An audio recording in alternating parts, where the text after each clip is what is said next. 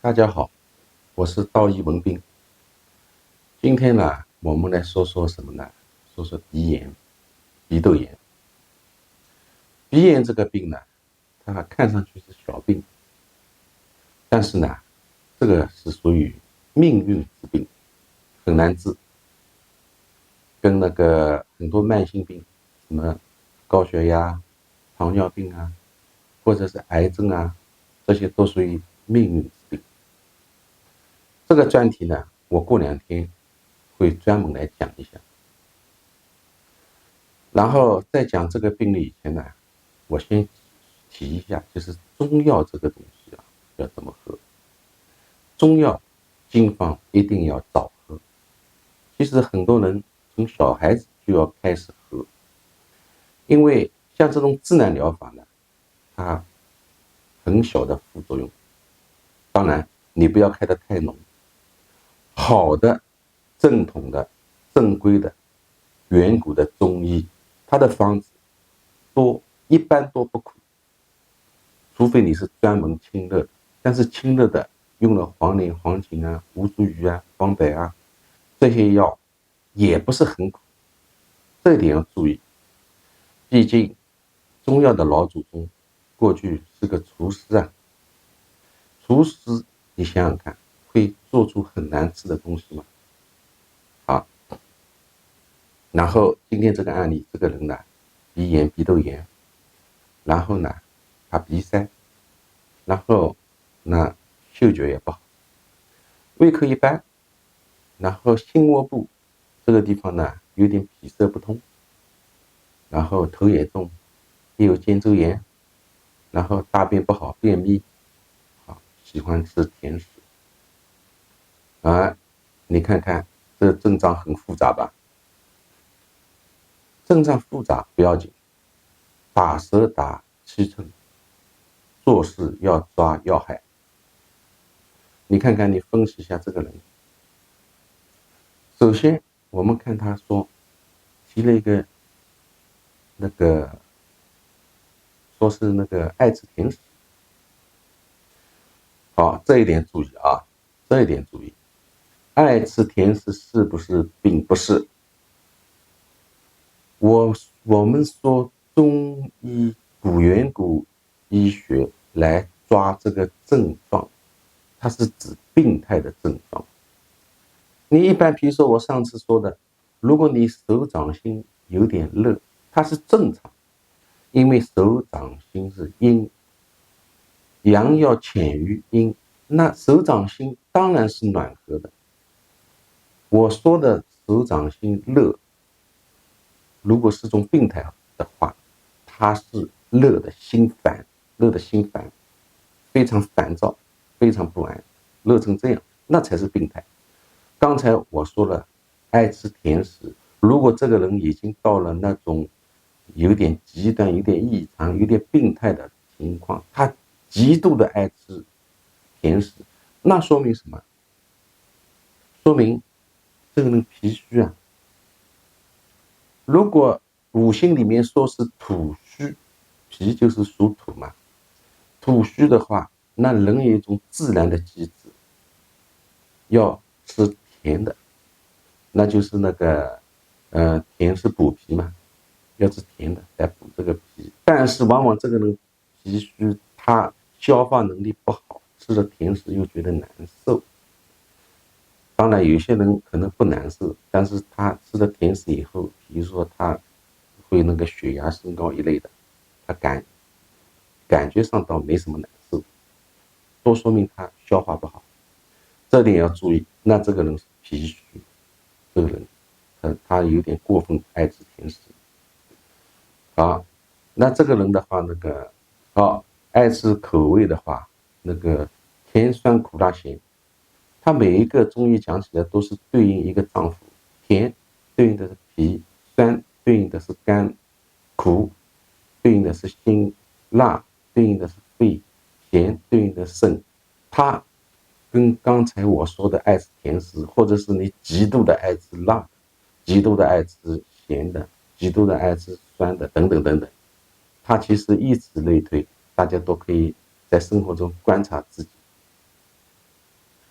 然后我们看这个人的话，你看看他鼻塞、嗅觉不好、心窝部不舒服、头重、肩周炎，你看看他的症状都处于什么？处于人的上半身。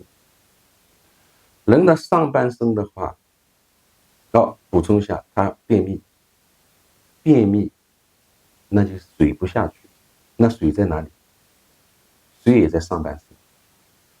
那如果这个人是上半身有水的话，然后他口渴一般，那我们中药里面有个药，专药叫什么？半夏，半个夏天，也是半个冬天。然后这种人，往往你的病有这个象，是有一半的时候都是用这个半夏，上半身的水，然后你又不渴，这个是专药。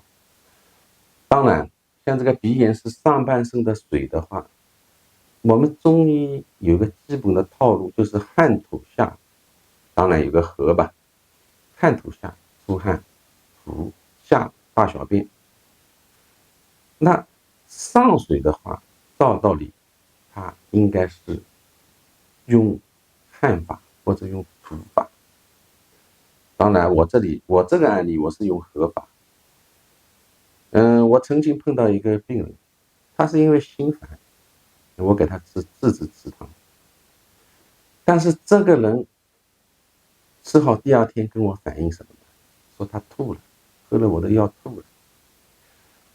古籍里面有记载，说是质子池汤，它不是个吐药，但是它会引起呕吐。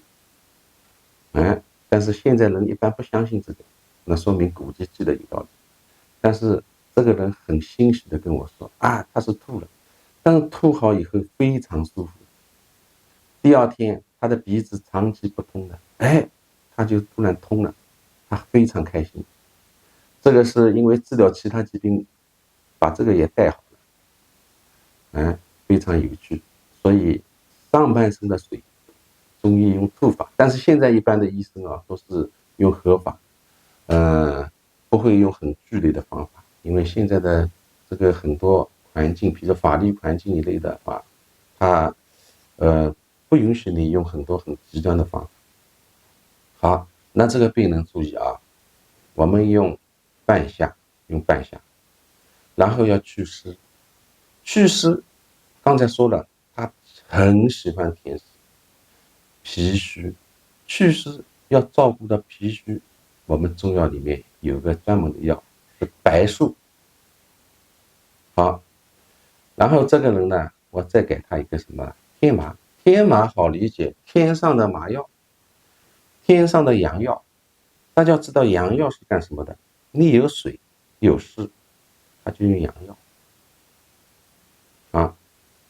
那就是说，这个方子叫那个半夏白术天麻汤。有人说你这个方子是不是太简单了？关于这个问题，我要特地补充一下，极端简单的中药不适合吃。你比如说，很多人他喜欢弄一个药什么弄个菊花，弄个黄芪啊，就弄一味药，给他那个泡茶或者磨成粉再吃。这个其实不提倡，这个效果不好，而且它会有副作用。我说的副作用不是说毒害身体，就是它比较偏，就是它药性偏的话，它往往引起其他不适。但是3个方子很多，中药里面还有2个方子的。那这里面要简单的谈一下，就是远古中医跟那个大陆中医它的区别。它的区别是什么？一个是有神论，一个是无神论。什么叫有神论？样样要管，样样要管。你比如说，这个人鼻塞，给他开2个药，胃口一般给他开2个药，头重开2个药，肩周炎开2个药，便秘开3个药，那个心窝部什么，开3个药，然后一个方子上来了，20-30个药，这个叫什么？大陆中医。他是无神论，他要人控制一切，医生是人，但是他要控制一切，什么都要开。那远古宗义两样，他解决主要矛盾，把其他东西交给上帝，这个就叫有神论、无神论。有神论、无神论并不是纯粹信仰层面的，它好像看上去无用，其实特别有用。你比如说计划经济，为什么计划经济？它是无神论啊，它要计划一切，它要掌管一切。然后有神论国家，它市场经济，所以有神论、无神论，这个专题说出去就远了，我们就此打住，非常重要。所以大家要相信远古中医，不要去相信大陆的中医。好，这个鼻炎这个病，大家注意，像这种中药的话，开淡一点，要长期喝。要看情况，以后我会讲，跟八字配合，要长期。中药你像它很淡的，你可以当茶喝啊。然后中药又是很便宜的，中药它本质上不就是一个草吗？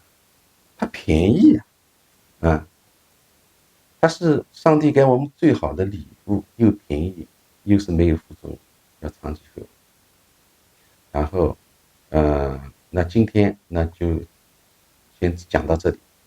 注意，我以后会来讲一下命运之病。什么叫命运之病？一切慢性病都是命运之病。命运之病怎么对付？目前中西医都没有好的方法。这个一点可以说是我研究医学、研究易经最大的收获。好，以后我会简单的讲讲。好，那就这样，谢谢大家。